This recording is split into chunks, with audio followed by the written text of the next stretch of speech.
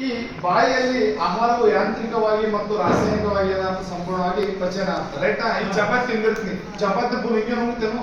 ಸಾಧ್ಯನಾ?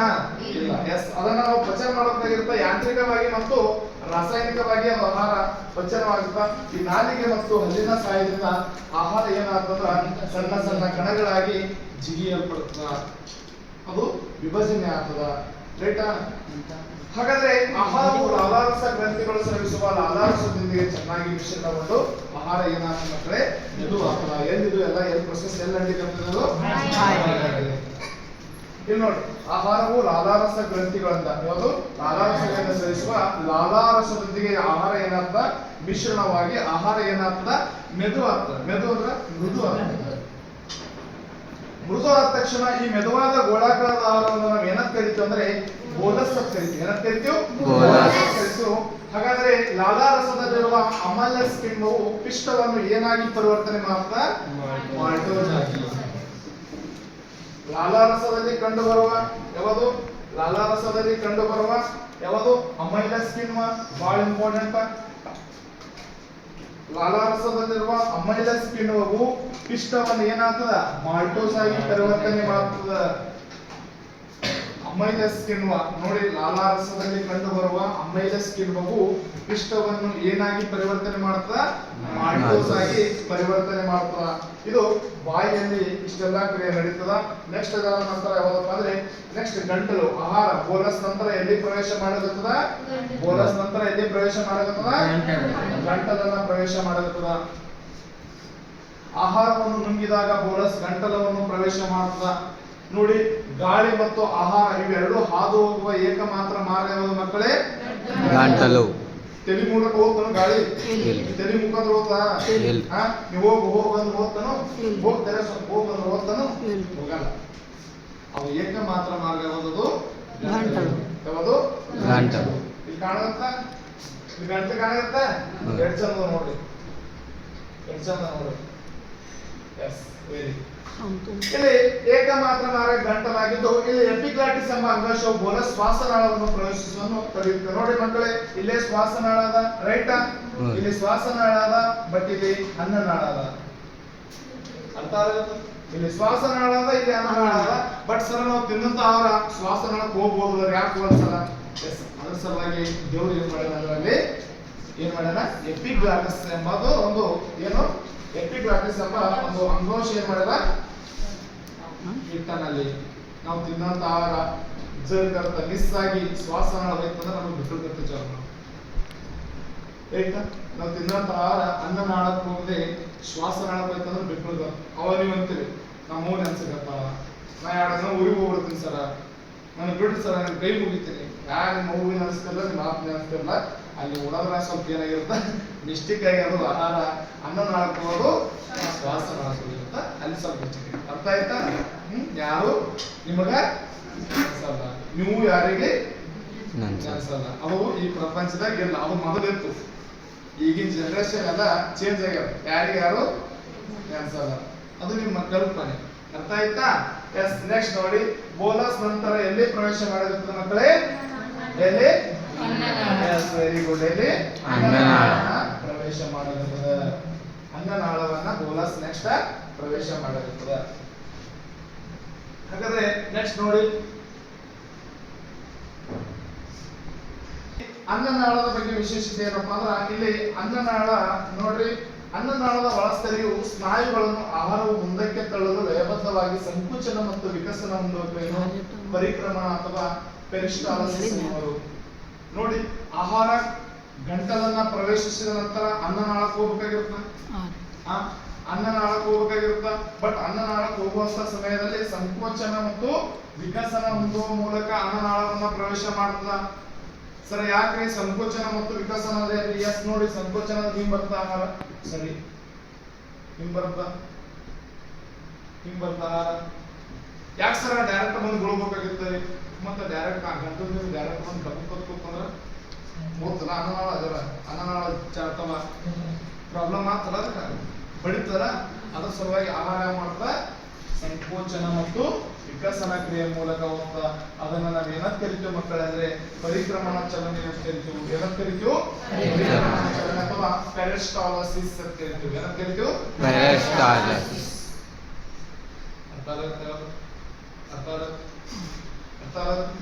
ಎಸ್ ನೋಡಿ, ಅನ್ನನಾಳವನ್ನು ಪ್ರವೇಶಿಸುವ ಸಮಯದಲ್ಲಿ ಸಂಕೋಚನ ಮತ್ತು ವಿಕಸನ ಕ್ರಿಯೆ ಮೂಲಕ ಒಳ ಸೇರ್ತದೆ ಅನ್ನನಾಳಕ್ಕೆ. ಅದನ್ನು ನಾವು ಪರಿಕ್ರಮಣ ಚಲನೆ ಅಥವಾ ಪೆರಿಸ್ಟಾಲಸಿಸ್ ಅಂತ ಕರಿತೀವಿ. ರೈಟ್? ಸಂಕೋಚನ ಮತ್ತು ವಿಕಸನ ಮೂಲಕ ಸಾವಕಾಶ ಬರ್ತದ. ಯಾಕಂದ್ರೆ ಡೈರೆಕ್ಟ್ ಬಂದುಕೊಳ್ಳೋದ್ರಿಂದ ಅದು ಏನಾಗ್ತದ, ಅನ್ನನಾಳ ತೊಂದರೆಗೀಡಾಗ್ತದ, ಹಾನಿ ಒಳಗಾಗ್ತದ. ಹಾಗಾದ್ರೆ ನೆಕ್ಸ್ಟ್ ಎಲ್ಲಿ ಮಾಡ್ತಪ್ಪ ಆಹಾರ? ನೆಕ್ಸ್ಟ್ ಎಲ್ಲಿ ಮಾಡ್ತ ಆಹಾರ? ಎಲ್ಲಿ ಜಠರವನ್ನು ಪ್ರವೇಶ ಮಾಡಲಾಗುತ್ತದೆ. ಎಲ್ಲಿ ಪ್ರವೇಶ ಮಾಡಲಾಗುತ್ತದೆ? ಜಠರವನ್ನು ಪ್ರವೇಶ ಮಾಡಲಾಗುತ್ತದೆ. ಎಲ್ಲಿ ಜಠರವನ್ನು ಪ್ರವೇಶ ಮಾಡಲಾಗುತ್ತದೆ. ಹಾಗಾದ್ರೆ ಜಠರವು ಜೆ ಆಕಾರದ ದೊಡ್ಡ ಆಕಾರದ ಅಂಗವಾಗಿದ್ದು ಆಹಾರ ಪ್ರವೇಶಿಸಿದಾಗ ಹಿಗ್ಗುತ್ತದೆ. ನೋಡಿ, ಜಠರ ನೋಡಕ್ ಹ್ಯಾಂಗ ಕಾಣುತ್ತೆ ನಿಮ್ಗೆ?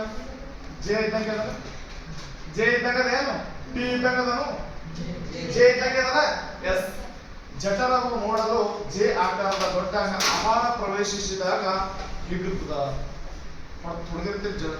ತಿಂದಿರ್ತೀರಿ, ಯಾವಾಗೂ ತಿಂತಿರ್ತೀರಿ, ಒಂದೂವರೆಗೆ ತಿಂದಾಗ ಒಮ್ಮೆ ವಾಟ್ ಬಿಡುತ್ತ ಉಬ್ಬುತ್ತಿಲ್ಲ. ಎಸ್, ಅದನ್ನೇ ಹೇಳ್ತಾರ, ಪ್ರವೇಶಿಸಿದಾಗ ಏನಾದ ಹಿಗ್ಗುತ್ತದ. ಅಲ್ಲಿ ಆಹಾರ ಇದ್ದಂದ್ರ ಕುಗ್ಗುತ್ತದ. ಆಹಾರ ಮಕ್ಕಳು ಆಯ್ತು ಅಂದ್ರ ಉಬ್ಬುತ್ತದ, ಆಹಾರ ಕಮ್ಮಿ ಆಯ್ತಂದ್ರ ಉಬ್ಬುತ್ತದ. ಯಾವುದು? ಜಠರ. ಸೊ ನಿಮ್ಗೆ ಯಾವುದು ಹಿಗ್ಗದಂಗೆ ಇರ್ತದ ರೀ. ಮತ್ತ ನಾನು ತಿಂತೀನಿ, ನಮ್ಗೆ ಊಟ ಜಬರದ, ಅದಕ್ಕೆ ನಮ್ದು 10 ಪಾಟ್ ಇದ್ದಂಗೆ ಇರ್ತದ. ರೈಟಾ? ನಿಮ್ಮಂಗೆ ನಮಗೂ ತಿಂದಿರೋದ್ರ ಸಾಧ್ಯ ಹಣ ಆದಂಗ ಆಗೋದು, ತಿಂದು ಒಳಗೆ ಊರೇ ದಾಮಾಗೋದು. ಅರ್ಥ ಆಗತ್ತದ? ಆಹಾರ ಪ್ರವೇಶಿಸಿದಾಗ ಏನಾಗ್ತ ಹೀಗತ್ತದ. ಬಟ್ ಜಠರಕ್ಕೂ ಸಹ ನೋಡ್ರಿ, ಜಠರಕ್ಕೂ ಸಹ ಆಹಾರ ಯಾವ ಬರ್ತಪ್ಪ ಅಂದ್ರೆ ಪರಿಕ್ರಮಣ ಚಲನೆ ಮೂಲಕನೇ ಬರ್ತದ. ಪರಿಕ್ರಮಣ ಚಲನೆ ಅಂದ್ರೆ ಸಂಕುಚನ ಮತ್ತು ವಿಕಸನ ಕ್ರಿಯೆ ಹೇಳಿಂದ ಆಹಾರ ಹಿಂಗೆ ಬರ್ತದೆ. ಅರ್ಥ ಆಗುತ್ತಾ? ಸಂಕೋಚನ ಮತ್ತು ವಿಕಸನ ಕ್ರಿಯೆ ಮೂಲಕನೇ ಅದನ್ನು ನಾವು ಪರಿಕ್ರಮಣ ಚಲನೆ. ಯಾಕಂದ್ರೆ ಅನ್ನನಾಳದಿಂದ ಡೈರೆಕ್ಟ್ ಜಠರಕ್ಕೆ ಬಂದ ಆಹಾರ ಅಂದ್ರೆ ಜಠರ ಹಾನಿಗೊಳಗಾಗ್ತದೆ. ರೈಟ್? ಅದ್ರ ಸಲುವಾಗಿ ಆಹಾರವು ಅನ್ನನಾಳದಿಂದ ಜಠರಕ್ಕೆ ಹೆಂಗ್ ಮಾಡ್ತದ? ಸಂಕೋಚನ ಮತ್ತು ವಿಕಸನ. ಅದನ್ನ ನಾವು ಏನಂತ ಕರಿತೀವಿ? ಪರಿಕ್ರಮಣ ಚಲನೆ ಅಥವಾ ಪೆರಿಸ್ಟಾಲಸಿಸ್ ಅಂತ ಕರಿತೀವಿ. ಹಾಗಾದ್ರೆ ನೋಡಿ ಮಕ್ಕಳೇ, ಇಲ್ಲಿ ಬಹಳ ಇಂಪಾರ್ಟೆಂಟ್ ಅದ ನೋಡ್ರಿ. ಇದು ಜಠರದಲ್ಲಿ ಒಂದು ಆಮ್ಲ ಕಂಡು ಬರ್ತದೆ. ಯಾವ್ದಪ್ಪ ಅಂದ್ರೆ ಹೈಡ್ರೋಕ್ಲೋರಿಕ್ ಆಮ್ಲ. ಯಾವ ಆಮ್ಲ? ಹೈಡ್ರೋಕ್ಲೋರಿಕ್ ಆಮ್ಲ. ಜಠರದಲ್ಲಿ ಮಾನವನ ಜಠರದಲ್ಲಿ ಕಂಡು ಬರುವ ಆಮ್ಲ ಯಾವುದು ಅಂತಂದ ಹೈಡ್ರೋಕ್ಲೋರಿಕ್ ಆಮ್ಲ. ನೀವ್ ಅಂತಿರ್ಬೋದು, ಸರ್ ಆಮ್ಲ ಮತ್ತು ಪ್ರತ್ಯಾಮ್ಲಗಳನ್ನ ಪಾಠಗಳಿಂದ ಮತ್ತೆ ಆಸಿಡ್ ರೀ ಸರ್. HCl ಒಂದು ಆಸಿಡ್ ರೀ. ಆ HCl ಒಂದು ಆಸಿಡ್ ರೀ. ಆದರೂ ಅದು ಜಠರ ಒಳಗ ನಮ್ಮ ಮಾನವ ದೇಹದೊಳಗ ಹೆಂಗ್ ಕಂಡು ಬರ್ತದೆ ಸರ್? ಏನೂ ತೊಂದರೆ ಆಗಲ್ಲೇನ್ರಿ? ಎಸ್, ಆಗಲ್ಲ, ಏನೂ ತೊಂದರೆ ಆಗಲ್ಲ. ನಮ್ಮ ದೇಹದಲ್ಲಿ ಕಬ್ಬಿಣಾಂಶ ಇರ್ತದ, HCl ಇರ್ತದ. ರೈಟ್? ಇರುತ್ತೆ, ಇನ್ನೂ ಹಲವಾರು ಮಿಶ್ರಣಗಳು ಇರ್ತದೆ. ರೈಟ್? ಹಾಗಾಗಿ ಏನು ಆಗಲ್ಲ. HCl ಕೆಲಸ ಏನಪ್ಪಾ ಅಂದ್ರೆ ನೋಡಿ, ಹೈಡ್ರೋಕ್ಲೋರಿಕ್ ಆಮ್ಲ ಪೆಪ್ಸಿನ ಮತ್ತು ಲೋಳೆಯನ್ನು ಸ್ರವಿಸುತ್ತವೆ.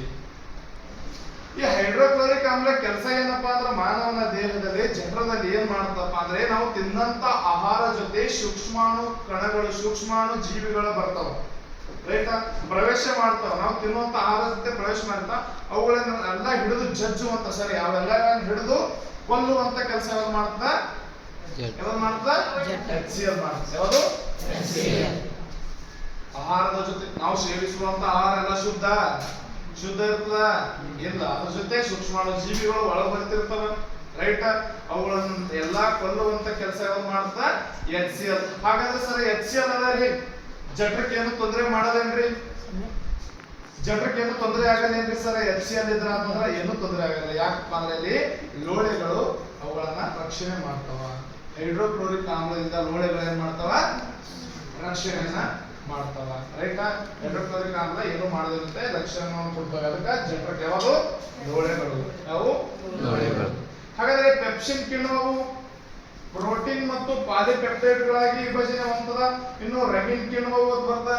ರೆಬಿನ್ ಕಿಣ್ವ ಹಾಲಿನಲ್ಲಿ ಕರಗಿರುವ ಪ್ರೋಟೀನ್ಗಳನ್ನು ಕರಗಲಾಗದ ಮೊಸರನ್ನಾಗಿಸ್ತದೆ. ಯಾವ್ದಪ್ಪ ಅಂದ್ರೆ ರೆಬಿನ್ ಕಿಣ್ವವು. ಇನ್ನು ಹೈಡ್ರೋಕ್ಲೋರಿಕ್ ಆಮ್ಲವು ಪೆಪ್ಸಿನ್ ಕಿಣ್ವದ ಕ್ರಿಯೆಯನ್ನು ಉತ್ತೇಜಿಸುವ ಆಮ್ಲೀಯ ಮಾಧ್ಯಮವನ್ನು ಉಂಟು ಮಾಡುತ್ತದೆ ಹಾಗೂ ಸೂಕ್ಷ್ಮ ಜೀವಿಗಳನ್ನ. ಹೈಡ್ರೋಕ್ಲೋರಿಕ್ ಆಮ್ಲ ಕೆಲಸ ಏನದ ಇಲ್ಲಿ ನೋಡ್ರಿ. ಪೆಪ್ಸಿನ್ ಕಿಣ್ವದ ಕ್ರಿಯೆಯನ್ನು ಉತ್ತೇಜಿಸುವುದು ಮತ್ತು ಆಮ್ಲೀಯ ಮಾಧ್ಯಮವನ್ನು ಉಂಟು ಮಾಡ್ತಾ ಇನ್ನೊಂದು ಏನ್ ಮಾಡ್ತಾ ಸೂಕ್ಷ್ಮಾಣು ಜೀವಿಗಳನ್ನ ಕೊಲ್ಲುವಂತ ಕೆಲಸ ಯಾವ್ದು ಮಾಡ್ತದ HCl ಮಾಡ್ತಾ ಯಾವುದು ಹೈಡ್ರೋಕ್ಲೋರಿಕ್ ಆಮ್ಲ. ಅರ್ಥ ಆಗತ್ತದ ಹೈಡ್ರೋಕ್ಲೋರಿಕ್ ಆಮ್ಲ ಅವನು ಯಾವ್ದನ್ನ ಸೂಕ್ಷ್ಮಾಣು ಜೀವಿಗಳನ್ನ ಕೊಲ್ಲುವಂತ ಕೆಲಸ ಮಾಡ್ತಾ ಮತ್ತು ಈ ಪೆಪ್ಸಿನ್ ಕಿಣ್ವದ ಕ್ರಿಯೆಯನ್ನು ಉತ್ತೇಜಿಸುವ ಆಮ್ಲೀಯ ಮಾಧ್ಯಮವನ್ನು ಏನ್ ಮಾಡ್ತಾ ಉಂಟು ಮಾಡ್ತದ. ಅರ್ಥ ಆಗತ್ತದ ಸೂಕ್ಷ್ಮಾಣು ಜೀವಿಗಳನ್ನ ಕೊಲ್ಲುವಂತ ಕೆಲಸ ಮಾಡುತ್ತೆ ಯಾವುದು HCl. ಹಾಗಾದ್ರೆ ಲೋಳೆಯು ಜಠರದ ಗೋಡೆಗಳನ್ನು ಆಮ್ಲದ ಕ್ರಿಯೆಯಿಂದ ಏನ್ ಮಾಡ್ತಾ ರಕ್ಷಣೆ ಮಾಡುತ್ತಾ. ಲೋಳೆ ಏನ್ ಮಾಡ್ತಾ ಆಮ್ಲದ ಕ್ರಿಯೆಯಿಂದ ಆ ಒಂದು ಜಠರನ ಏನ್ ಮಾಡ್ತಾ ರಕ್ಷಣೆಯನ್ನ ಮಾಡ್ತಾ. ಯಾವಪ್ಪ ಅಂದ್ರೆ ಲೋಳೆಗಳು ಯಾವುವು ಲೋಳೆಗಳು. ಈ ಲೋಳೆ ಏನ್ ಮಾಡ್ತಾ ಜಠರದ ಗೋಡೆಗಳನ್ನು ಆಮ್ಲದ ಕ್ರಿಯೆಯಿಂದ ಏನ್ ಮಾಡ್ತಾ ರಕ್ಷಣೆಯನ್ನು ಒದಗಿಸಿಕೊಡ್ತದೆ. ನಾವು ತಿನ್ನಂತ ಆಹಾರ ಮೊದಲು ಬಾಯಿ ಆದ ನಂತರ ಗಂಟಲಿಗೆ ಬಂತು, ಗಂಟಲಕ್ಕ ಆದ ನಂತರ ಅನ್ನನಾಳ ಪ್ರವೇಶ ಯಾವ ಯಾವ ಒಂದು ಚಲನೆ ಮೂಲಕ ಸಂಕೋಚನ ಮತ್ತು ವಿಕಸನ ಚಲನೆ ಪರಿಕ್ರಮಣ ಚಲನೆ ಮೂಲಕ ಬಂತು. ಅದಾದ ನಂತರ ಅನ್ನನಾಳದ ಪ್ರವೇಶ ಎಲ್ಲಿ ಮಾಡ್ತು ಜಠರಕ್ಕೆ ಮಾಡ್ತು. ಅದೇ ಪರಿಕ್ರಮಣ ಚಲನೆ ಮೂಲಕ ಬರ್ತದೆ. ಅಲ್ಲಿ ಹೈಡ್ರೋಕ್ಲೋರಿಕ್ ಆಸಿಡ್ ಕಂಡು ಬರ್ತದೆ HCl. ಅರ್ಥ ಆಗುತ್ತೆ HCl ಕಂಡು ಬರ್ತದೆ. ಹಾಗಾದ್ರೆ ಅಲ್ಲಿ ಪೆಪ್ಸಿನ್ ವೆಬಿನ್ ಮತ್ತು ಲೋಳೆಗಳನ್ನ ಸ್ರವಿಸಿದ ಪೆಪ್ಸಿನ್ ಕಿಣ್ವ ಏನ್ ಮಾಡ್ತಂದ್ರೆ ಪ್ರೋಟೀನ್ ಅನ್ನ ಪಾಲಿಪೆಪ್ಟೈಡ್ ಗಳಾಗಿ ಮಾಡ್ತದ. ಇವೆಲ್ಲ ಬಹಳ ನೆನಪಿಡಬೇಕು. Example important. ರೆವಿನ್ ಕಿಣ್ವ ಹಾಲಿನಲ್ಲಿ ಕಲಿಯುವ ಪ್ರೋಟೀನ್ ಅನ್ನು ಕರಗಲಾಗದ ಮೊಸರನ್ನಾಗಿ ಪರಿವರ್ತನೆ ಮಾಡ್ತದ. ಅರ್ಥ ಆಯ್ತಾ. ಇನ್ನು ಹೈಡ್ರೋಕ್ಲೋರಿಕ್ ಆಮ್ಲದಿಂದ ಏನ್ ಸಲ ಯೂಸ್ ಅಂದ್ರೆ ಬಂದಂತ ಆಹಾರದಿಂದ ಬಂದಂತ ಸೂಕ್ಷ್ಮಾಣು ಜೀವಿಗಳನ್ನ ಕೊಲ್ಲುವಂತ ಕೆಲಸ ಮಾಡ್ತಂದ್ರ HCl ಮಾಡ್ತದೆ. ಯಾವುದು HCl. ಹೈಡ್ರೋಕ್ಲೋರಿಕ್ ಆಮ್ಲ ಮಾಡ್ತಾ ಮತ್ತು ಆ ಜಠರಕ್ಕೆ ಏನು ತೊಂದರೆ ಮಾಡದೇನ್ರಿ ಸರ ಜಠರಕ್ಕೆ ಏನು ತೊಂದರೆ ಆಗಲ್ಲೇನ್ರಿ HCl ದಿಂದ ಏನು ತೊಂದರೆ ಆಗಲ್ಲ. ಯಾಕಂದ್ರೆ ಅಲ್ಲಿ ಲೋಳೆಗಳು ಏನ್ ಮಾಡ್ತಾವ ಜಠರದ ಗೋಡೆಗಳನ್ನು ಆಮ್ಲದ ಕ್ರಿಯೆಯಿಂದ ಏನ್ ಮಾಡ್ತಾವ ರಕ್ಷಣೆಯನ್ನ ಮಾಡ್ತಾವ. ಏನ್ ಮಾಡ್ತಾವ ರಕ್ಷಣೆಯನ್ನ ಮಾಡ್ತಾವ. ಇಷ್ಟಾದ್ರ ಜಠರಕ್ಕೆ ಮುಗೀತು. ಆಹಾರ ನೆಕ್ಸ್ಟ್ ಏನಪ್ಪಾ ಅಂದ್ರೆ ನೋಡಿ ಸಂಪೂರ್ಣವಾಗಿ ಪಚನ. ನಮ್ಮ ಆಹಾರ ಸಂಪೂರ್ಣವಾಗಿ ಪಚನಗೊಳ್ಳುವ ಏಕೈಕ ಯಾವ್ದಪ್ಪ ಅಂದ್ರೆ ಅದು ಸಣ್ಣ ಕರಳು. ನಾಳೆ ಎಕ್ಸಾಮ್ ಇದೆ ಕ್ವಶನ್. ಆಹಾರ ಮಾನವ ದೇಹಕ್ಕೆ ಆಹಾರ ಸಂಪೂರ್ಣವಾಗಿ ಪಚನವಾಗುವ ಸ್ಥಳ ಸಣ್ಣ ಯಾವುದು ಸಣ್ಣ ಜಠರ ಅಂದ್ರೆ ಮತ್ತ ಜಠರ ತಪ್ಪ ಎಲ್ಲಿ ಪಚನ ಅಂತ ಸಂಪೂರ್ಣವಾಗಿ ಸಣ್ಣ ಕರಳು. ಯಾವುದು ಸಣ್ಣ ಕರಳು. ಮೆದೋಜೀರಕ ಗ್ರಂಥಿ ಮತ್ತು ಯಕೃತ್ತುಗಳ ಸ್ರವಿತೆಗಳು ಆಗ್ತವೆ. ಎಲ್ಲಿ ಆಗ್ತಾವಪ್ಪ ಅಂದ್ರೆ ಮೆದೋಜೀರಕ ಗ್ರಂಥಿ ಮತ್ತು ಯಕೃತ್ತುಗಳ ಸ್ರವಿಕೆ ಅಂತ ಎಲ್ಲಪ್ಪ ಅಂದ್ರೆ ಸಣ್ಣ ಕರಳು. ಮೆದೋಜೀರಕ ಗ್ರಂಥಿ ಮತ್ತು ಯಕೃತ್ತುಗಳು. ಯಕೃತ್ ನೋಡ್ರಿ ಪಿತ್ತರಸ ಕೊಬ್ಬಿನ ಮೇಲೆ ಪ್ರತಿವರ್ತಿಸುವ ಜೊತೆಗೆ ಜಠರದಿಂದ ಬಂದ ಆಮ್ಲೀಯ ಆಹಾರವನ್ನು ಕ್ಷಾರೀಯಗೊಳಿಸುವಂತ ಕೆಲಸ ಮಾಡ್ತಂದ್ರೆ ಯಕೃತ್ ಮಾಡೋದು. ಯಕೃತ್ ನೋಡ್ರಿ ಕೊಬ್ಬಿನ ಮೇಲೆ ಪ್ರತಿಯೊಬ್ಬರ ಜೊತೆಗೆ ಜಠರದಿಂದ ಬಂದ ಆಮ್ಲೀಯ ಆಹಾರವನ್ನು ಕ್ಷಾರಿಸುವಂತ ಕೆಲಸ ಮಾಡ್ತಾ ಪಿತ್ತರಸ ಮಾಡ್ತಾ. ಯಕೃತ್ ಉತ್ಪಾದಿಸ್ತಾ ಯಾವುದು ಪಿತ್ತರಸ. ಹಾಗಾದ್ರೆ ಪಿತ್ತರಸವು ದೊಡ್ಡ ದೊಡ್ಡ ಕೊಬ್ಬುಗಳ ದುಂಡು ಕಣಗಳನ್ನು ಸಣ್ಣ ಕೊಬ್ಬಿನ ಕಣಗಳಾಗಿ ವಿಭಜನೆ ಮಾಡುತ್ತದೆ. ದೊಡ್ಡ ದೊಡ್ಡ ಕೊಬ್ಬುಗಳ ದುಂಡು ಕಣಗಳನ್ನು ಬಂದಿರ್ತಾವ ಆಹಾರ ಜೊತೆ ಒಳಗ ಬಂದಿರ್ತಾವ. ಎಸ್ ಅದನ್ನ ದುಂಡು ಕಣಗಳನ್ನಾಗಿ ಸಣ್ಣ ಕೊಬ್ಬಿನ ಕಣಗಳಾಗಿ ವಿಭಜನೆ ಮಾಡೋದು ಯಾವುದು ಪಿತ್ತರಸ. ಯಾವುದು ಪಿತ್ತರಸ. ಮೆದೋಜೀರಕ ರಸ ಮೆದೋಜೀರಕ ಅಮೈಲೇಸ್ ಮತ್ತು ಟ್ರೆಪ್ಸಿನ್ ಹಾಗೂ ಲೈಪೇಸ್ ಎಂಬ ಕಿಣ್ವಗಳನ್ನು ಹೊಂದಿದೆ. ನೋಡಿ ಮೆದೋಜೀರಕ ಗ್ರಂಥಿ ಮೆದೋಜೀರಕ ರಸವನ್ನ ಉತ್ಪತ್ತಿ ಮಾಡ್ತದ ಮತ್ತು ಮೆದೋಜೀರಕ ಅಮೈಲೇಸ್ ಮತ್ತು ಟ್ರೆಪ್ಸಿನ್ ಹಾಗೂ ಲೈಪೇಸ್ ಎಂಬ ಕಿಣ್ವಗಳನ್ನು ಹೊಂದಿರ್ತದ. ಮೆದೋಜೀರಕ ಗ್ರಂಥಿ ಮೆದೋಜೀರಕ ರಸವನ್ನು ಉತ್ಪತ್ತಿ ಮಾಡ್ತದ ಮತ್ತು ಟ್ರಿಪ್ಸಿನ್ ಆಗಿರಬಹುದು ಲೈಪೇಸ್ ಆಗಿರಬಹುದು ಮತ್ತು ಅಮೈಲೇಸ್ ಎಂಬ ಕಿಣ್ವಗಳನ್ನ ಯಾವ್ದು ಹೊಂದಿರುತ್ತಂದ್ರ ಯಾವ್ದು ಹೊಂದಿರುತ್ತ ಮೆದೋಜೀರಕ ಗ್ರಂಥಿ. ಯಾವುದು ಮೆದೋಜೀರಕ ಗ್ರಂಥಿ. ಹಾಗಾದ್ರೆ ಮೆದೋಜೀರಕ ಅಮೈಲೇಸ್ ಪಿಷ್ಟವನ್ನು ಮಾಲ್ಟೋಸ್ ಆಗಿ ಪರಿವರ್ತನೆ ಮಾಡ್ತಾ. ನೋಡ್ರಿ ಅಮೈಲೇಸ್ ಎಂಬ ಪಿಷ್ಟವನ್ನು ಏನ್ ಮಾಡ್ತಾ ಮಾಲ್ಟೋಸ್ ಆಗಿ ಪರಿವರ್ತನೆ ಮಾಡ್ತಾ. ಲೈಪೇಸ್ ಕೊಬ್ಬಿನ ಅಂಶವನ್ನು ಕೊಬ್ಬಿನ ಆಮ್ಲ ಮತ್ತು ಗ್ಲಿಸರಾಲ್ಗಳಾಗಿ ಪರಿವರ್ತನೆ ಮಾಡ್ತದ. ನೋಡಿ ಲೈಪೇಸ್ ಏನ್ ಮಾಡ್ತದ ಅಂದ್ರೆ ಕೊಬ್ಬಿನ ಅಂಶವನ್ನು ಕೊಬ್ಬಿನ ಆಮ್ಲ ಮತ್ತು ಗ್ಲಿಸರಾಲ್ಗಳಾಗಿ ಪರಿವರ್ತನೆ ಮಾಡ್ತದ. ಇನ್ನು ಟ್ರಿಪ್ಸಿನ್ ಕೆಲಸ ಏನಂದ್ರೆ ಪ್ರೋಟೀನ್ ಗಳನ್ನು ಪಾಲಿಪೆಪ್ಟೈಡ್ ಗಳಾಗಿ ಪರಿವರ್ತನೆ ಮಾಡ್ತದ. ಟ್ರಿಪ್ಸಿನ್ ಕೆಲಸ ಏನು ಪ್ರೋಟೀನ್ ಗಳನ್ನು ಪಾಲಿಪೆಪ್ಟೈಡ್ ಗಳಾಗಿ ಪರಿವರ್ತನೆ ಮಾಡುವಂತ ಕೆಲಸ ಟ್ರಿಪ್ಸಿನ್ ಆದ್ರೆ, ಇನ್ನು ಲೈಪೇಸ್ ಏನ್ ಮಾಡ್ತದೆ ಅಂದ್ರೆ ಕೊಬ್ಬಿನ ಅಂಶವನ್ನು ಕೊಬ್ಬಿನ ಆಮ್ಲ ಮತ್ತು ಗ್ಲಿಸರಾಲ್ಗಳಾಗಿ ಕೊಬ್ಬಿನ ಆಮ್ಲ ಮತ್ತು ಗ್ಲೀಸರಾಲ್ ಆಗಿ ಅವು ಪರಿವರ್ತನೆ ಮಾಡ್ತಾ ಈ ಮೆದೋಜೀರಕ ಏನ್ ಮಾಡ್ತದೆ ಅಮೈಲೇಸ್ ಪಿಷ್ಟವನ್ನು ಮಾಲ್ಟೋಸ್ ಆಗಿ ಪರಿವರ್ತನೆ ಮಾಡ್ತದೆ. ಮೆದೋಜೀರಕ ಗ್ರಂಥಿ ಮೆದೋಜೀರಕ ರಸವನ್ನು ಉತ್ಪತ್ತಿ ಮಾಡ್ತದ ಮತ್ತು ಅದ್ರ ಜೊತೆ ಒಂದು ಯಾವಪ್ಪ ಅಂದ್ರೆ ಇದೆ ಟ್ರಿಪ್ಸಿನ್ ಮತ್ತು ವೆಲ್ಪೇಸ್ ಅಂತ ಕಿಣ್ವಗಳನ್ನ ಹೊಂದಿರುತ್ತದೆ. ಯಾವುದು ಮೆದೋಜೀರಕ ಗ್ರಂಥಿ ಏನ್ ಕಂಡು ಬರ್ತದೆ ಸರ್ ಅಂದ್ರೆ ಸಣ್ಣ ಕಿಣ್ವಗಳ ಕಂಡು ಬರ್ತದೆ. ಮೆದೋಜೀರಕ ಗ್ರಂಥಿ ಮತ್ತು ಯಕೃತ್ ಯಾವುದು ಯಕೃತ್ ಕರುಳಿನ ಗ್ರಂಥಿಗಳು ಅಥವಾ ಕಂಡು ಬರ್ತಾವ. ಈ ಸಣ್ಣ ಕರುಳಿನ ಗ್ರಂಥಿಗಳು ಕರುಳಿನ ರಸ ಏನು ಉಂಟು ಮಾಡ್ತಂದ್ರ ಮಾಲ್ಟೇಸ್ ಸುಕ್ರೇಸ್ ಲ್ಯಾಕ್ಟೇಸ್ ಮತ್ತು ಪೆಪ್ಟೈಡ್ಗಳು ಕಿಣ್ವಗಳು ಉಂಟು ಮಾಡ್ತಾವ ಸಣ್ಣ ಕರುಳಿನ ಗ್ರಂಥಿಗಳು. ಈ ಮಾಲ್ಟೇಸ್ ಕಿಣ್ವದ ಕೆಲಸ ಏನಂದ್ರೆ ಮಾಲ್ಟೋಸ್ ಅನ್ನು ಗ್ಲೂಕೋಸ್ ಆಗಿ ಪರಿವರ್ತನೆ ಮಾಡುತ್ತೆ. ಮಾಲ್ಟೇಸ್ ಕೆಲಸ ಏನು ಮಾಲ್ಟೋಸ್ ಅನ್ನು ಗ್ಲೂಕೋಸ್ ಆಗಿ ಪರಿವರ್ತನೆ ಮಾಡುತ್ತೆ. ಯಾವುದು ಮಾಲ್ಟೇಸ್. ಇವು ಓದು ಒಂದ್ ಈ ಫಸ್ಟಿಗೆ ಇದೇ ಫಸ್ಟ್ ಕಲಿತಿರ್ತಾರಲ್ಲ ಈ ಪದಗಳು. ಈ ಪದಗಳು ನಿಮ್ ಜೀವನದಾಗ ಕೇಳಿಲ್ಲ ನೀವು ಕೇಳಿಲ್ಲ. ಮಾಲ್ಟೇಸ್ ಅಂತ ಕೇಳಿಲ್ಲ, ಗ್ಲೂಕೋಸ್ ಅಂತ ಕೇಳಿರಿ ರೈಟಾ. ಗ್ಲೂಕೋಸ್ ರಾಸಾಯನಿಕ ಸೂತ್ರ O6 ರೈಟ್. ಇದು ಒಂದು ಕೇಳಿರಿ. ಮಾಲ್ಟೇಸ್ ಪೆಪ್ಟೈಡೇಸ್ ಗ್ಯಾಲಕ್ಟೋಸ್ ಕೇಳಿಲ್ಲ ಅಲ್ಲ. ಎಸ್ ಅದಕ್ಕೆ ಎರಡು ಮಾಡ್ಬೇಕು. ಮನೆಗೆ ಹೋಗಿ ಐದಾರು ಸಲ ಓದ್ಬೇಕು ಬರ್ತದ. ಅರ್ಥ ಆಯ್ತಾ? ನೋಡ್ರಿ ಇನ್ನು ಮಾಲ್ಟೇಸ್ ಕಿಣ್ವ ಏನ್ ಮಾಡ್ತಂದ್ರ ಮಾಲ್ಟೋಸ್ ಮತ್ತು ಗ್ಲೂಕೋಸ್ ಆಗಿ ಪರಿವರ್ತಿಸಲಾಗ್ತದೆ. ಇನ್ನು ಸುಕ್ರೇಸ್ ಕಿಣ್ವದ ಏನಪ್ಪಾ ಅಂದ್ರೆ ಸುಕ್ರೋಸ್ ಅನ್ನು ಗ್ಲೂಕೋಸ್ ಮತ್ತು ಫ್ರಕ್ಟೋಸ್ ಆಗಿ ಪರಿವರ್ತನೆ ಮಾಡುತ್ತೆ. ಮಾಲ್ಟೇಸ್ ಕಿಣ್ವ ಮಾಲ್ಟೋಸ್ ಅನ್ನು ಗ್ಲೂಕೋಸ್ ಆಗಿ ಪರಿವರ್ತನೆ ಮಾಡಿದ್ರೆ ಸುಕ್ರೇಸ್ ಕಿಣ್ವವು ಸುಕ್ರೋಸ್ ಅನ್ನು ಗ್ಲೂಕೋಸ್ ಮತ್ತು ಫ್ರಕ್ಟೋಸ್ ಆಗಿ ಪರಿವರ್ತನೆ ಮಾಡುತ್ತೆ. ನೆನಪಿರಲಿ. ಇನ್ನು ಲ್ಯಾಕ್ಟೇಸ್ ಕಿಣ್ವವು ಹಾಲಿನಲ್ಲಿರುವ ಲ್ಯಾಕ್ಟೋಸ್ ಅನ್ನು ಗ್ಲೂಕೋಸ್ ಮತ್ತು ಗ್ಯಾಲಕ್ಟೋಸ್ ಆಗಿ ಪರಿವರ್ತನೆ ಮಾಡುತ್ತೆ.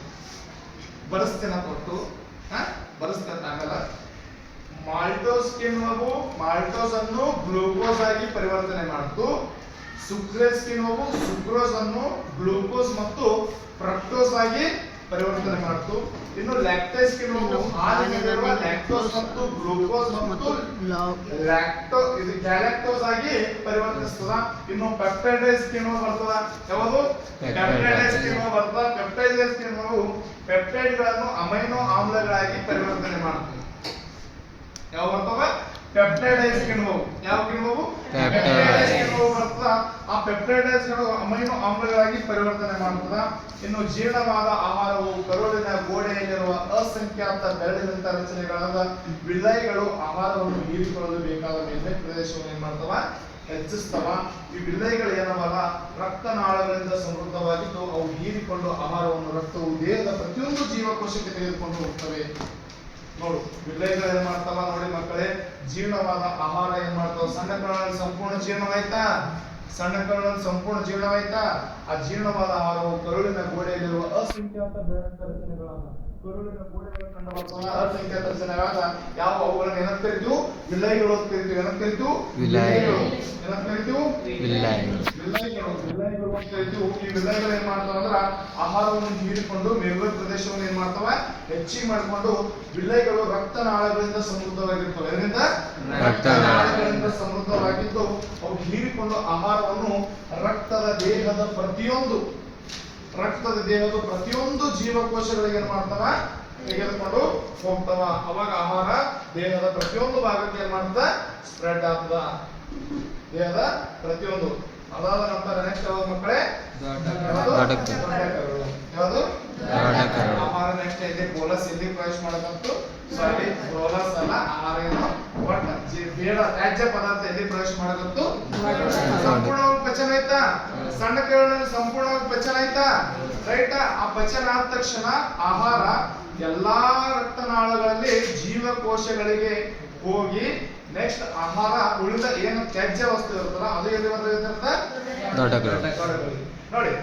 ಹೀರಿಕೆಯಾಗದ ಆಹಾರವು ದೊಡ್ಡ ಕರುಳಿಗೆ ಕಳುಹಿಸಲ್ಪಡುತ್ತದೆ. ದೊಡ್ಡ ಕರುಳಿನಲ್ಲಿ ಹೆಚ್ಚಿನ ವಿಲ್ಲೈಗಳು ಹೀರಿಕೆಯಾಗದ ಆಹಾರ ಪದಾರ್ಥಗಳಿಂದ ನೀರನ್ನು ಹೀರಿಕೊಳ್ಳುತ್ತವೆ. ಉಳಿದ ಪದಾರ್ಥಗಳು ಮೃದುತ್ವದ ಮೂಲಕ ದೇಹದಿಂದ ನೋಡಿ ಮಕ್ಕಳೇ. ಹೀರಿಕೆಯಾಗದ ಆಹಾರವು ದೊಡ್ಡ ಕರುಳಿಗೆ ಕಳುಹಿಸಲ್ಪಡುತ್ತದೆ. ಸಣ್ಣ ಕರುಳಿನಲ್ಲಿ ಏನ್ ಹೀರಿಕೆ ಆಗದ ಆಹಾರ ಏನು ತ್ಯಾಜ್ಯ ವಸ್ತು ಇರುತ್ತಲ್ಲ ಅದು ಎಲ್ಲಿ ಹೊಂಟು ದೊಡ್ಡ ಕರು. ದೊಡ್ಡ ಕರುಳಿನಲ್ಲಿ ಹೆಚ್ಚಿನ ವಿಲೇಯಗಳು ಹೀರಿಕೆ ಆಗದ ಆಹಾರ ಪದಾರ್ಥದಿಂದ ಏನ್ ಮಾಡ್ತಾವು ನೀರನ್ನ ಹೀರ್ಕೊಳ್ತಾವ. ಏನು ತ್ಯಾಜ್ಯ ವಸ್ತು ಹೊಂಟಿರುತ್ತಲ್ಲ ವಿಲೇಯಗಳು ಏನ್ ಮಾಡ್ತಾವ ಅಂದ್ರ ಆ ಆಹಾರದಿಂದ ನೀರನ್ನ ಹೀರಿಕೊಂಡು ಉಳಿದ ಪದಾರ್ಥಗಳು ಗುದದ್ವಾರದ ಮೂಲಕ ಏನ್ ಮಾಡ್ತಾವ ಹೊರಗೆ ಹಾಕುತ್ತಾವ. ಈ ತ್ಯಾಜ್ಯ ಪದಾರ್ಥಗಳ ಹೊರಹಾಕುವ ಗುದ ಸಂಕುಚನ ಸ್ನಾಯು ನಿಯಂತ್ರಿಸಲ್ಪಡುತ್ತದೆ. ಆ ತ್ಯಾಜ್ಯ ಪದಾರ್ಥ ಏನ್ ಮಾಡ್ತೇವೆ ನಾವು ಹೊರ ಹಾಕ್ತಿರ್ತಲ್ಲ ಅವುಗಳನ್ನು ನಿಯಂತ್ರಣ ಮಾಡೋದು ಯಾವ್ದಪ್ಪ ಅಂದ್ರೆ ಗುದ ಸಂಕುಚನ ಸ್ನಾಯುಗಳಿಂದ ನಿಯಂತ್ರಿಸಲ್ಪಡುತ್ತದೆ. ಇಲ್ಲಿ ನೋಡ್ರಿ ಎಮನ್ಸೀಕರಣ ಎಂದರೇನು ಕ್ವಶನ್ ಕೇಳಬಹುದು. ಮೆದೋಜೀರಕವು ಸ್ರವಿಸುವ ಲೈಪೇಸ್ ಕೊಬ್ಬಿನಾಂಶವನ್ನು ಕೊಬ್ಬಿನ ಆಮ್ಲ ಮತ್ತು ಗ್ಲಿಸರಾಲ್ಗಳಾಗಿ ಪರಿವರ್ತನೆ ಏನಂತ ಕರಿತೀವಿ ಮಕ್ಕಳೇ? ಎಮನ್ಸೀಕರಣ ಅಂತ ಕರಿತೀವಿ. ಏನಂತ ಕರಿತೀವಿ? ಎಮನ್ಸೀಕರಣ ಅಂತ ಕರಿತೀವಿ. ಯಾವುದು ಎಮನ್ಸೀಕರಣ?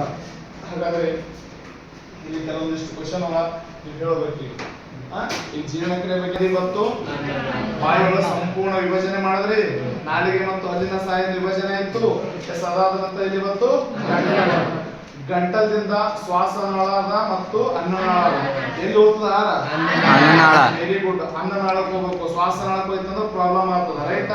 ಆ ಅನ್ನನಾಳಕ್ಕೆ ಬಂದ ತಕ್ಷಣ ಸಂಕುಚನ ಮತ್ತು ವಿಕಸನ ಕ್ರಿಯೆಯಿಂದ ಪರಿಕ್ರಮಣ ಚಲನೆ ಮೂಲಕ ಆಹಾರ ಎಲ್ಲಿ ಬಂತು ಮಕ್ಕಳೇ? ಬಂತು.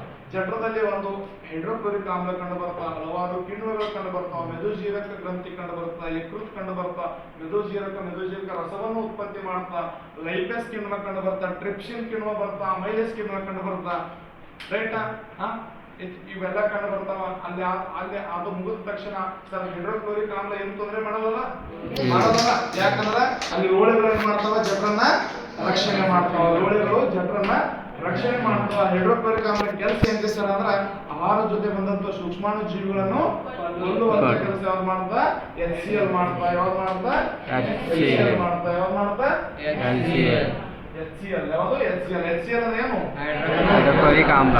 HCl ಅಂದ್ರೆ ಏನು?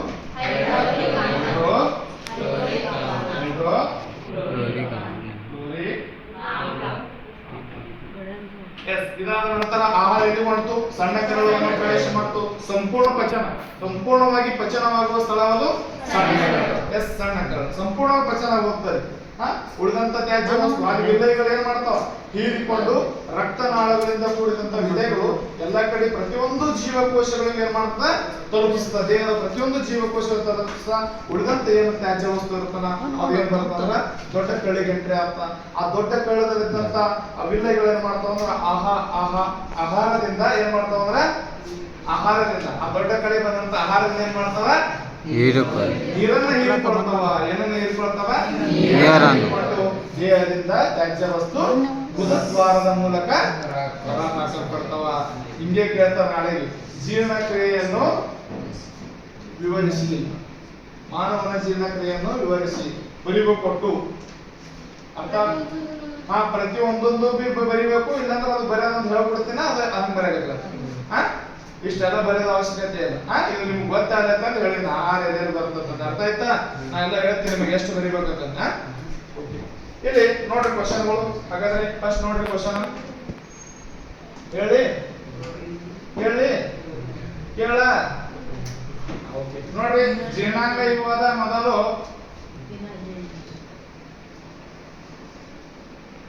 ನೋಡ್ರಿ ಜೀರ್ಣಾಂಗದ ಮೊದಲ ಭಾಗ ಯಾವುದು ಮಕ್ಕಳೇ? ಬಾಯಿ. ಯಾವುದು? ಬಾಯಿ. ಜೀರ್ಣಾಂಗದ ಯಾವುದು ಮೊದಲ? ಯಾವುದು? ಜೀರ್ಣಾಂಗದ ಮೊದಲ ಭಾಗ ಅದೇ ಅಲ್ಲ ಬಾಯಿ. ಹಾಗಾದ್ರೆ ಗಂಟಲಿಂದ ಜಠರಕ್ಕೆ ಆಹಾರ ಸಾಗಿಸಲು ಸಂಬಂಧ ಕಲ್ಪಿಸುವ ಭಾಗ ಯಾವುದು? ಅನ್ನನಾಳ. ಯಾವುದು? ಅನ್ನನಾಳ. ಹೈಡ್ರೋಕ್ಲೋರಿಕ್ ಆಮ್ಲ, ಪೆಪ್ಸಿನ್, ರವಿನ ಮತ್ತು ಲೋಳೆಯನ್ನು ಸ್ರವಿಸುವ ಭಾಗ ಯಾವುದು? ಜಠರ. HCl ಕಂಡು ಬರ್ತದ, ಪೆಪ್ಸಿನ್ ಕಂಡು ಬರ್ತದ, ರವಿನ ಲೋಳೆಯನ್ನು ಸ್ರವಿಸುವ ಭಾಗ ಯಾವುದು? ಜಠರದಲ್ಲಿ ಕಂಡು ಬರ್ತವೆಲ್ಲ. Yes, very good. ಜೀರ್ಣನಾಳದ ಅತ್ಯಂತ ಉದ್ದದ ಭಾಗ ಕಾರ್ಬೋಹೈಡ್ರೇಟ್ಗಳು, ಪ್ರೋಟೀನ್ಗಳು, ಕೊಬ್ಬುಗಳು ಸಂಪೂರ್ಣ ಪಚನವಾಗುವ ಸ್ಥಳ ಯಾವುದು? ಸಣ್ಣ ಕರಳು. ದೇಹದಲ್ಲಿ ಕಾರ್ಬೋಹೈಡ್ರೇಟ್ಗಳು, ಪ್ರೋಟೀನ್ಗಳು, ಕೊಬ್ಬು, ರೈಟ್ ಇವೆಲ್ಲ ಪೋಷಕಾಂಶಗಳು ಸಂಪೂರ್ಣವಾಗಿ ಪಚನವಾಗುವ ಸ್ಥಳ ಯಾವುದು? ಸಣ್ಣ-ಕರಳು. ಸಣ್ಣ-ಕರಳು. ಯಾವುದು? ಸಣ್ಣ-ಕರಳು. ಯಾವುದು? ಸಣ್ಣ-ಕರಳು. ರಕ್ತದ ಉದ್ದದ ಭಾಗ ಕಾರ್ಬೋಹೈಡ್ರೇಟ್ಗಳು, ಪ್ರೋಟೀನ್ಗಳು, ಕೊಬ್ಬುಗಳು ಸಂಪೂರ್ಣವಾಗಿ ಪಚನವಾಗುವ ಸ್ಥಳ ಯಾವ್ದಂದ್ರೆ ಸಣ್ಣ-ಕರಳು. ನಾವು ತಿನ್ನುವಂತ ಆಹಾರದೊಳಗ ಪ್ರೋಟೀನ್ಸ್ ಗಳು ಇರ್ತಾವ, ವಿಟಮಿನ್ಸ್ ಇರ್ತಾವ, ಕೊಬ್ಬಿನ ಅಂಶ ಇರ್ತದ, ಕಾರ್ಬೋಹೈಡ್ರೇಟ್ ಇರ್ತದ, ಇರ್ತದೇನಿಲ್ಲ? ಹೌದು. ಖನಿಜಾಂಶಗಳು ಇರ್ತಾವ. ಅವೆಲ್ಲವೂ ಸಂಪೂರ್ಣವಾಗಿ ಪಚನವಾಗುವ ಸ್ಥಳ ಏಕೈಕ ಸ್ಥಳ ಯಾವ್ದು ಮಕ್ಕಳೇ? ಸಣ್ಣ-ಕರಳು. ಹಾಗಾದ್ರೆ ಪಿತ್ತರಸ ಉತ್ಪತ್ತಿ ಆಗುವ ಭಾಗ ಯಕೃತಿ. ಪಿತ್ತರಸ ಏನು ಉತ್ಪತ್ತಿ ಆಗ್ತಾ? ಯಕೃತ್. ಉತ್ಪತ್ತಿ ಆಗ್ತಾ. ಪಿತ್ತರಸವು ಸಂಗ್ರಹವಾಗುವ ಭಾಗ ಪಿತ್ತಕೋಶ. ಟ್ರಿಪ್ಸಿನ, ಲೈಪೇಸ ಕಿಣ್ವಗಳನ್ನು ಹೊಂದಿರುವ ಮೆದುಜೀರಕ ರಸವನ್ನು ಸ್ರವಿಸುವ ಭಾಗ ಯಾವುದು? ಮೆದುಳು. ಮೆದುಜೀರಕ ಗ್ರಂಥಿ. ಹಾಗಾದ್ರೆ ಹೀರಿಕೆಯಾಗದ ಆಹಾರ ಕಳಿಸಲ್ಪಡುವ ಭಾಗ ದೊಡ್ಡಕರಳು. ಬರ್ಸ್ತೀನಿ ಬಿಡು. ಹೀರಿಕೆಯಾಗದ ಕಳಿಸಲ್ಪಡುವ ಭಾಗ ಯಾವುದು? ದೊಡ್ಡಕರಳು. ಜೀರ್ಣಾಂಗದ ಅನುಪಯುಕ್ತ ಭಾಗ ಯಾವುದು? ಯಾವುದು? ಪೆಟಿಸ್. ಜೀರ್ಣಾಂಗದ ಅನುಪಯುಕ್ತ. ಎಲ್ಲರಿಗೂ ಅಪೆಂಡಿಕ್ಸ್ ಇರ್ತದೆ, ಇದು ಎಲ್ಲರಿಗೂ ಗೊತ್ತಿದೆ. ಎಲ್ಲರಿಗೂ ಅಪೆಂಡಿಕ್ಸ್ ಇರ್ತದೆ. ಬಟ್ ಕೆಲವರಲ್ಲಿ ಅದು ಬೆಳೀತದ, ಕೆಲವರಲ್ಲಿ ಅದು ಬೆಳೀತದೆ. ಕಟ್ ಮಾಡಿಸೋದು ಎಳ್ಳಾಗಿರ್ತವೆ ಒಬ್ರು ಬೆಟ್ಟಾಗ. ನೋಡ್ರಿ ನೋಡ್ರಿ. ಎಸ್, ಇಲ್ಲಿಗೆ ಈ ಜೀರ್ಣಾಂಗಕ್ಕೆ ಏನಪ್ಪಾ ಅಂದ್ರೆ ಮುಕ್ತಾಯವಾಯಿತು. ಇದು ನೆಕ್ಸ್ಟ್ ಯಾವ್ದಂದ್ರೆ ಆಹಾರಗಳಲ್ಲಿ ಅದು ಮುಂದಿನ ಕ್ಲಾಸಲ್ಲಿ, ಮುಂದಿನ ಒಂದು ಕ್ಲಾಸಲ್ಲಿ ಹೇಳೋಣ. ನಿಮಗೆ ಈ ವಿಡಿಯೋ ಇಷ್ಟ ಆದರೆ ಲೈಕ್ ಮಾಡಿ, ಫಾಲೋ ಮಾಡಿ, ಸಬ್ಸ್ಕ್ರೈಬ್ ಮಾಡಿ ಅಂತ ಹೇಳ್ತಾ ಇಲ್ಲಿಗೆ ಈ ಸರ್ ಕ್ಲಾಸ್ ಮುಕ್ತಾಯ.